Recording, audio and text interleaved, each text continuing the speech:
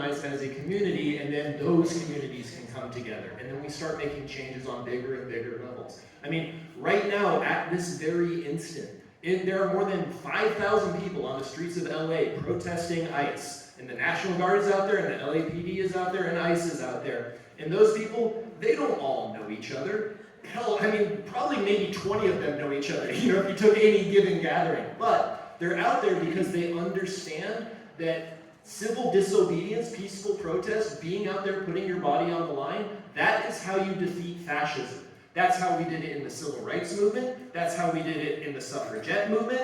And that's what we did at the start of the Civil War, and then things unfortunately turned violent. And what people also need to understand is that the longer we wait to act against fascism, the worse things are going to get.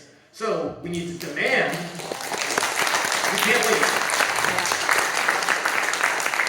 We need to demand from anyone who is going to be an elected official that they are willing to fight, that they are willing to act, and that they are going to do what's necessary to keep us a democracy, no matter what. And I'm going to tell you the truth. Right now, our current elected officials, they are not cutting it, okay? They should be out there on the front lines. They should be in LA. Credit to Karen Bass, she was actually on the street yesterday. But where's Adam Schiff, right? Where's Senator Padilla? It's a weekend. there's no business in Congress right now. Come down, protect Los Angeles. Show that you care about the people who voted for you to be in office, because that is your job. And then the other thing I want to say is that as Americans in this current moment, we have to be able to look past our small differences and come together, because right now, the fight isn't right versus left. It's not left versus left, which is so often the case. Right now, the fight is, do we want to be America, or do we want to be something else? And me, I want to be America, okay? Because we might not have always lived up to the American dream, but I think it's a dream worth pursuing. And I know for a fact that under the Trump administration, the American dream doesn't exist. There's the Trump dream, but there's no American dream. So we need to come together. We can get back to arguing later, okay? But we need to come together and fight. And we have to fight for everyone. That means we fight for our trans community, right?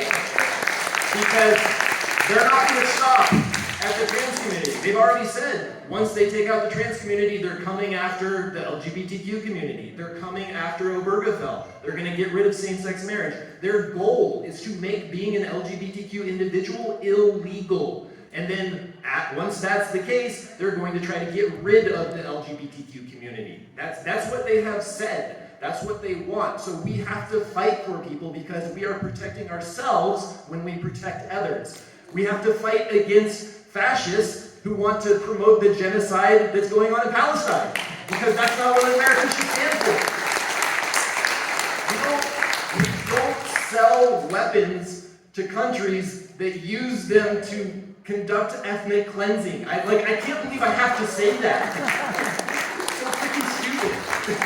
Like, that should just go without saying, right? Like, are you going to engage in ethnic cleansing? We don't sell you our weapons.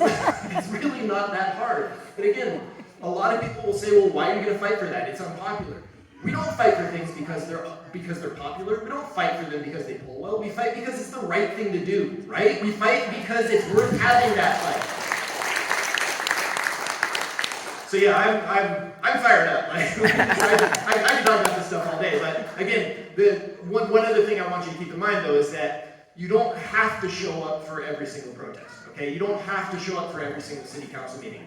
Take a break, recharge your batteries, and recognize that this is a marathon, it's not a sprint, okay? So be inspired, right? Be angry. It's okay for you to be angry. I'm really angry. I really don't like what's happening in my country right now. But use that anger to push you forward and take breaks when you need it, because we need everyone to get in this fight.